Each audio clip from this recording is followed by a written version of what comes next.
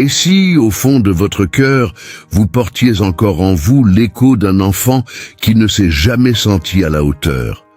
Avez-vous déjà ressenti un vide oppressant, sans raison apparente? Comme si, malgré tous vos efforts, il vous manquait toujours quelque chose? Grandir dans le rejet pendant l'enfance, c'est comme apprendre à vivre avec un trou dans le cœur. Vous vous êtes adapté. Vous avez souri pour plaire, vous vous êtes tu pour ne pas déranger, vous vous êtes effacé pour être aimé. Mais à l'âge adulte, ce manque vous poursuit. Vous vous donnez trop, vous attendez trop, et vous vous sentez toujours seul, même entouré de gens. Cette douleur silencieuse, la peur de ne pas être vu, la culpabilité inexplicable, la colère que vous ravalez a un nom. Elle provient de blessures qui ne sont pas de votre faute, mais que vous pouvez commencer à guérir. Cette vidéo est pour vous qui voulez comprendre cette faim émotionnelle, prête à regarder en vous.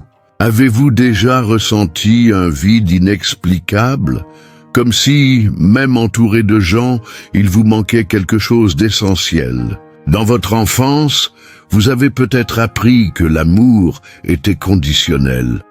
Tais-toi, ne dérange pas, retiens tes larmes. Alors, vous vous êtes adapté.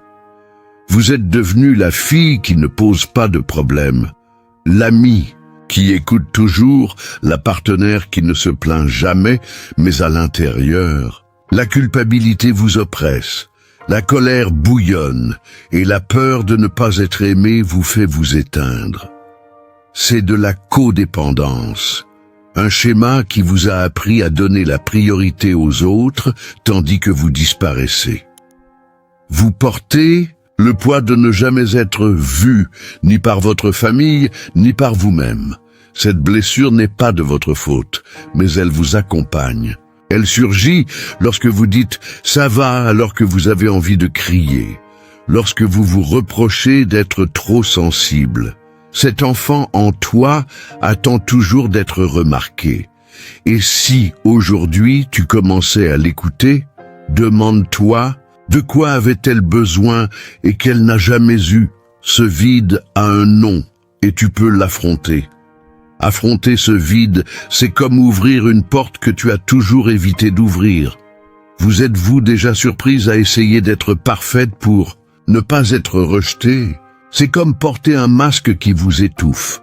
Carl Jung, le maître qui a dévoilé les profondeurs de la psyché humaine, appellerait cela la persona, le visage que vous montrez pour être accepté.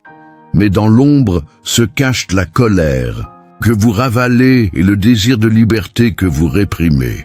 Dans votre enfance, on vous a peut-être dit que vos sentiments étaient exagérés ou erronés. Alors, vous les avez enfouis. Mais ils ne disparaissent pas. Ils se transforment en anxiété sans raison, en fatigue sans fin, ou en sensation de courir sans arriver nulle part. C'est le prix à payer pour s'abandonner soi-même. Vous êtes devenu expert dans l'art de prendre soin des autres, mais quand Tososad est-il de vous? À quand remonte la dernière fois où vous avez écouté ce que votre cœur vous demandait? Cet enfant rejeté vit toujours en vous, attendant la permission d'exister. Elle ne veut pas que vous soyez parfaite. Elle veut seulement que vous exprimiez votre voix. Que lui diriez-vous aujourd'hui si vous pouviez la serrer dans vos bras? Faites un petit pas. Commencez à écouter ce qu'elle ressent. Écouter cet enfant, c'est comme allumer une lumière dans une pièce sombre. Avez-vous déjà eu l'impression de porter un poids que personne ne voit? Comme si vous étiez invisible, même si vous êtes pourtant bien présente. Cette surcharge vient de loin. Peut-être étiez-vous, dans votre famille, la forte, celle qui résout tout, celle qui ne s'effondre jamais. Mais cela a eu un prix. Vous avez appris à cacher votre douleur, à taire votre colère, à faire semblant que tout va bien, mais le corps ne ment pas. Il parle de nuits sans sommeil, de tensions inexplicables, d'un vide qui semble éternel. C'est l'héritage d'un foyer où l'amour était conditionnel. Vous êtes devenu otage de la peur de ne pas être à la hauteur. Mais, et si vous étiez déjà à la hauteur, tel que vous êtes, la guérison commence lorsque vous cessez de fuir et affrontez cette douleur. C'est effrayant, certes, mais c'est là que vous trouvez votre force. Que portez-vous qui ne vous appartient pas? Il est temps de lâcher prise. Commencez par dire non à quelque chose de petit aujourd'hui. Lâcher ce poids, c'est comme réapprendre à respirer. Vous souvenez-vous de l'époque où vous rêviez sans crainte? Qu'est-il advenu de ces rêves? À un moment donné, vous avez appris à vous taire, à vous rabaisser, à accepter des miettes. Peut-être parce que l'amour que vous receviez s'accompagnait d'absence, de critiques ou de silence. Vous avez alors commencé à douter de votre valeur. C'est la marque du rejet. Il vous fait croire que vous ne méritez plus rien. Mais regardez en vous, cet enfant est toujours là, attendant que vous le sauviez. Elle n'a pas besoin que vous soyez parfaite, juste que vous soyez authentique. Commencez, un petit. Pleurez sans culpabilité, demandez de l'aide sans honte, dites ce que vous ressentez. Chaque pas est une révolution contre l'abandon de soi. Vous n'avez pas à porter la culpabilité de ne pas avoir été aimé comme vous le méritiez. Ce vide n'est pas votre destin, c'est une histoire que vous pouvez réécrire. Que feriez-vous aujourd'hui si vous saviez que vous méritez d'être vu? Faites le premier pas pour vous trouver. Réécrire votre histoire, c'est comme planter une graine dans une terre sèche. Avez-vous déjà remarqué à quel point il est difficile de faire confiance à l'amour, même lorsqu'il semble sincère? Cette peur vient de loin, d'une époque où vous avez appris que l'affection pouvait faire mal. Peut-être que vos parents ne savaient pas vous aimer comme vous en aviez besoin, et cela vous a laissé des cicatrices. Vous vous êtes habitué à attendre peu, à vous contenter des restes, à vous reprocher de vouloir plus. Mais ce schéma n'est pas votre destin. Ce n'est qu'un écho du passé, pas la vérité sur qui vous êtes. Votre faim émotionnelle n'est pas une faiblesse. C'est un signe que vous avez encore envie de vivre, d'aimer, d'être entière. Commencez à vous demander: qu'est-ce que je veux? Vraiment, pas ce que les autres attendent, mais ce qui fait battre votre cœur. Chaque oui que vous vous accordez est un pas hors de l'invisibilité. Que feriez-vous si vous n'aviez pas peur d'être vu? Commencez à rêver à nouveau, même si c'est petit à petit. Rêver à nouveau, c'est comme redécouvrir votre propre voix. Avez-vous déjà eu l'impression que, même si vous vouliez changer, quelque chose vous retenait? C'est comme si l'enfant rejeté en vous avait encore peur d'être puni pour exister.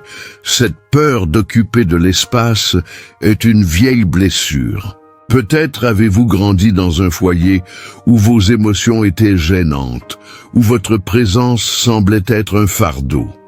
Vous avez donc appris à être petite, à ne pas déranger, à ne pas trop briller. Mais ce n'est pas votre place. Vous n'êtes pas un obstacle, vous êtes une force. Votre colère, votre douleur, vos rêves, tout cela fait partie de qui vous êtes. Accepter ces aspects n'est pas une faiblesse, c'est du courage. Carl Jung dirait qu'intégrer l'ombre, ses émotions, que vous cachez est le chemin vers votre moi, votre essence. Commencez à vous demander: que cachez-vous de vous-même? Que niez-vous par peur? Votre histoire ne s'arrête pas au rejet. Elle commence lorsque vous décidez de vous aimer. Quelle est la prochaine étape que vous pouvez franchir? Décider de s'aimer, c'est comme ouvrir une fenêtre dans une pièce étouffante. Avez-vous déjà eu le sentiment que, même si vous vouliez changer, quelque chose vous retenait dans le passé? C'est comme si le rejet de votre enfance avait construit des murs trop hauts. Peut-être avez-vous appris que votre voix n'avait pas d'importance, que vos désirs étaient égoïstes. Alors, vous vous êtes tu, vous vous êtes rabaissé. Vous êtes contenté de moins. Mais ce manque n'est pas qui vous êtes, c'est ce qu'on vous a appris à porter. Votre force réside dans le fait de reconnaître que vous méritez mieux. Commencez à vous demander « Qu'est-ce qui me fait me sentir vivante? Qu'est-ce qui m'apporte la paix ?» Il ne s'agit pas d'effacer le passé, mais d'accueillir l'enfant qui attend encore d'être aimé. Elle a besoin que vous lui disiez « Tu es suffisante ». Chaque petit geste d'attention envers vous-même, un non courageux, un moment de repos, un rêve redécouvert, est une brique en moins dans ce mur. Cet accueil est comme arroser une plante qui s'est fanée par manque de lumière. Avez-vous déjà remarqué à quel point il est difficile de croire que vous méritez d'être heureuse?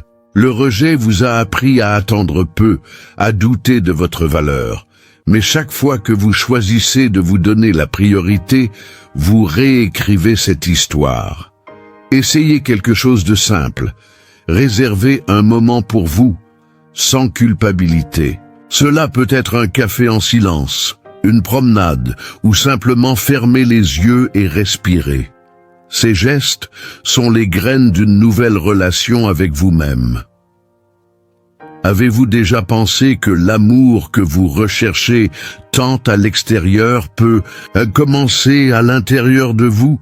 L'enfant rejeté ne veut pas de grands exploits, il veut votre présence. Dire « je suis là » est un début.